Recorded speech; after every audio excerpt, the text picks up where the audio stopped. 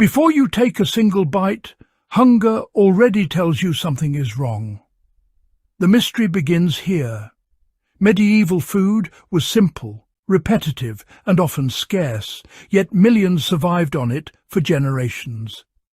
Imagine waking at dawn with an empty stomach and knowing that everything you will eat today depends on grain harvested months ago, preserved without refrigeration, and stretched to feed an entire household. No sugar, no coffee, no instant energy, just coarse bread and weak ale waiting in the shadows. This is the paradox. How could a body work all day on food that looks so insufficient by modern standards? To survive on medieval food for even one day is to feel time slow down. Meals are not pleasures, they are anchors. Each bite matters because there may be nothing else. Calories come wrapped in ritual and restraint, and hunger never fully leaves. The surprise is not how miserable it feels at first, but how quickly the body begins to adjust. How survival quietly replaces comfort as the goal. This is not about nostalgia or romance.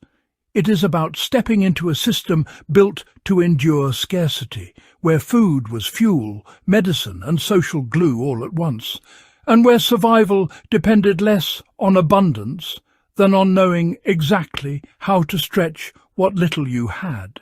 To understand that day of eating, you have to understand the world that shaped it.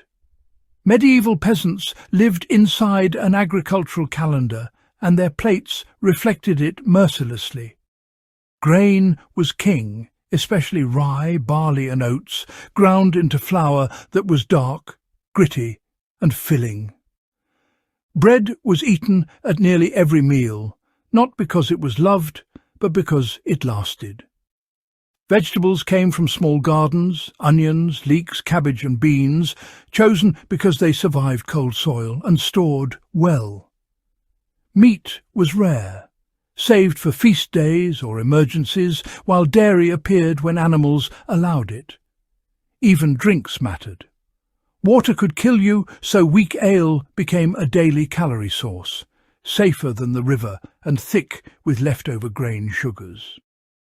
This diet looks monotonous, but it was carefully balanced by necessity.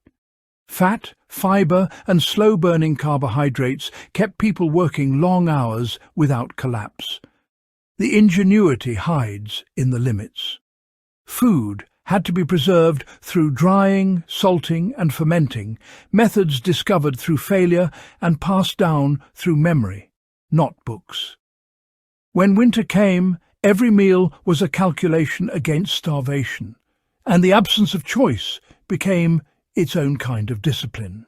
Now imagine preparing your meals that day. There is no stove waiting, no packaged ingredients, only a hearth and patience. Breakfast might be nothing more than bread soaked in ale or broth, softening yesterday's loaf so it can be swallowed without breaking teeth. Here's the clever part. Soaking bread made it easier to digest and stretched its usefulness by days.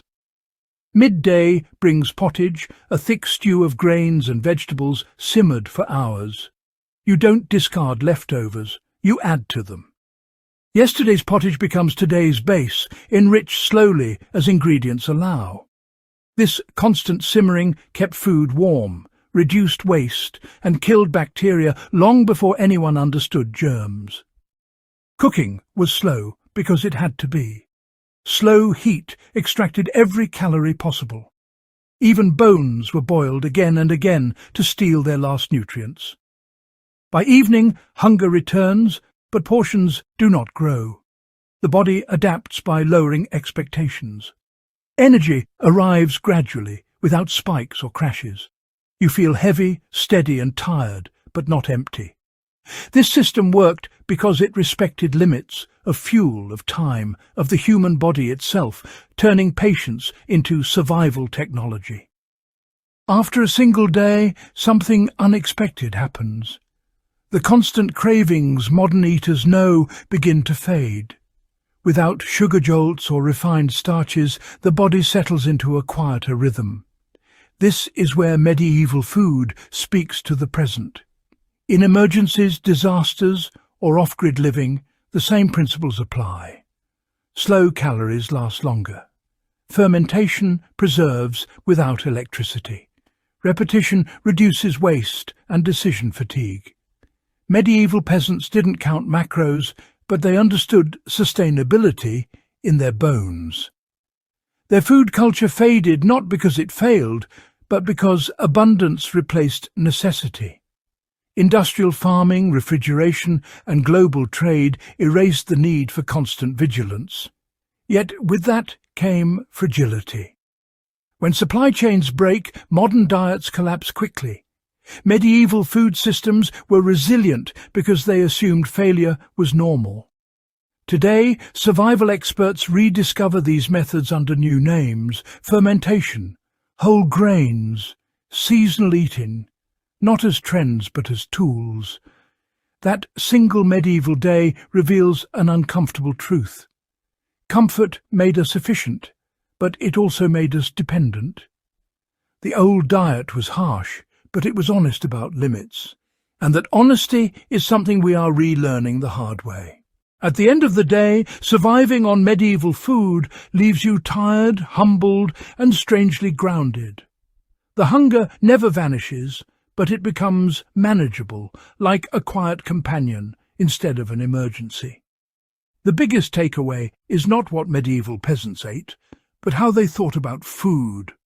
It was not entertainment or identity, it was survival woven into daily life. Every loaf carried months of labour. Every meal honoured the fear of winter. This mindset matters now more than ever. In a world facing climate uncertainty and resource strain, medieval food logic offers a reminder that resilience beats excess. Knowing how to feed yourself simply, repeatedly and sustainably is a form of power we've forgotten. One day on medieval food doesn't make you stronger, but it makes you aware. Aware of waste, of comfort, of how thin the line between security and scarcity really is.